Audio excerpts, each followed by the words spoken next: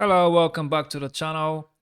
Today's data automation exercise will be a relatively easy one. Once again, we're using the IMDb Top 1000 movies, and the idea is to split the genres into different rows.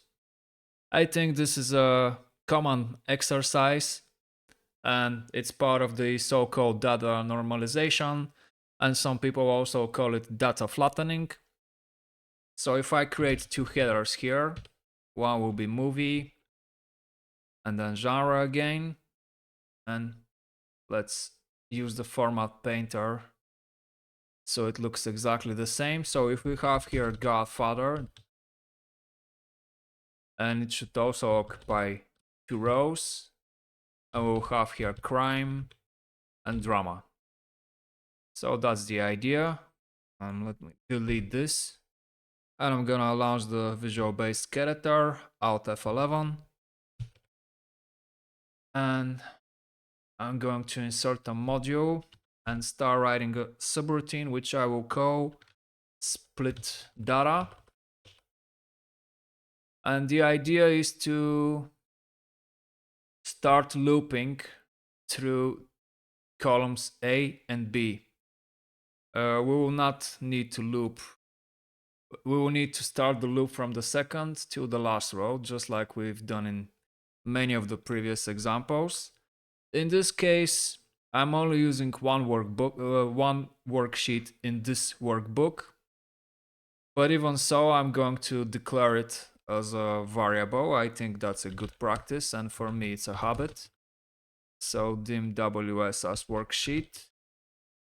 And let's set this to be equal to this workbook dot worksheets movies.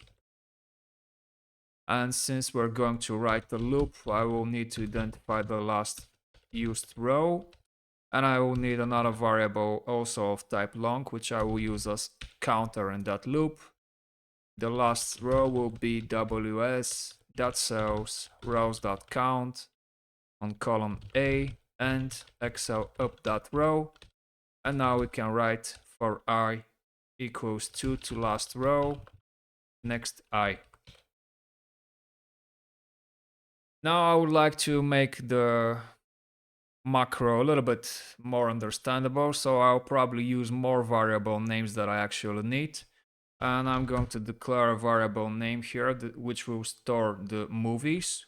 So I will call this movie name as string, and then another for the genres. So here I will call this genres as string, and here I will assign values to these dynamically. So this is going to be whatever we have on row I and column A, so column index 1, that value. And for the genres, it's going to be again on row I and column B, so index 2. Now we'll somehow need to split these two values in this case. Here there are 3. I guess somewhere we may probably have 4, I'm not sure. But we'll need to find a way to split those. And an easy way to do so is by using the split function, which will return an array of items. So I'm going to declare yet another variable, which I will call values. And I'm going to use the parentheses, because this will indicate that I'm declaring an array of strings. So here I will write that values equals split. The split function is a part of the VBA library, so I can either write split or VBA.split, right? But I will simply write split, and it accepts multiple arguments. Those that are in square brackets are optional. The expression that we want to split in this case will be genres, and then we have the delimiter. Our genres are splitted by space, by comma and space. So that's what we're going to provide for the delimiter argument. So here, comma, space, and this needs to be in double quotes. And now, to test this, I can write here stop. And before clicking run, let's launch the locals window, because here we'll be able to see the values of our variables as the code executes or during runtime. So let's maximize the Visual Basic Editor in order to see better. And if I click run, and we can see all our variables here, and this is our value string. And if I expand it, we'll see that it contains two values, crime and drama. So this string that was not normalized has now been flattened. And now we need to find a way to loop through all items in the array. I'll probably make another video to show more about arrays in VBA. Unfortunately, using arrays in VBA is a lot more difficult than using arrays in modern programming languages like Python and JavaScript. So I don't want to waste too much time now.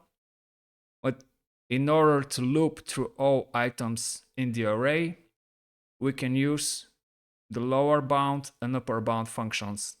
And for this, I'm going to need another variable, which I will now call j because I is already occupied. So I'm gonna declare it j, and it can be simply integer. And now I can write here a nested loop. So this is going to be for j equals LBound of values to UBound of values, next j. And just to test that it works, I can write debug.print, and maybe I will compose a string. So I'm going to concatenate the movie name with maybe a dash and whatever the values of the specific index will return. So if I now click run, we can see that we have the Godfather, and it will occupy 2 rows, one for each genre. And if I click run once again, then the next will be the American Gangster, exactly as it appears here in the data. So now what we need to do is simply to dynamically find the next available row here and paste these values. So let's do this. I can remove this debug print statement now and clear also the immediate window. And for this, I will probably need another variable, which I will call next row. And we'll have to find it dynamically here. So this is going to be ws.cells rows.count, the column index. I think this was column E. So this is obviously the 5th column. Again, and xo up.row, and we can immediately here add 1. So now we can simply write ws.cells on row next row, and column 5 dot value, this will be the movie name, and then in column F we will have values of index j. And I can remove this stop now, and I think this should be good enough, and we will test it now, maybe in a real world project. and maybe we can do it even now. It's not a good practice to, it's a better practice to use variables for this delimiter also. So here I will call it probably string delimiter a string, and I'm going to assign it now to be the string, comma and space, and instead of hard coding it here, I will provide this variable. So now I will click run, and let's see if it works. And it seems to be working, and maybe we can check, for instance, here the born ultimatum. We have action mystery thriller, and it seems to be correct. So that's it for today. If you have any questions, drop them in the comments and I'll make sure to reply back as soon as I can. And I'll see you in the next one.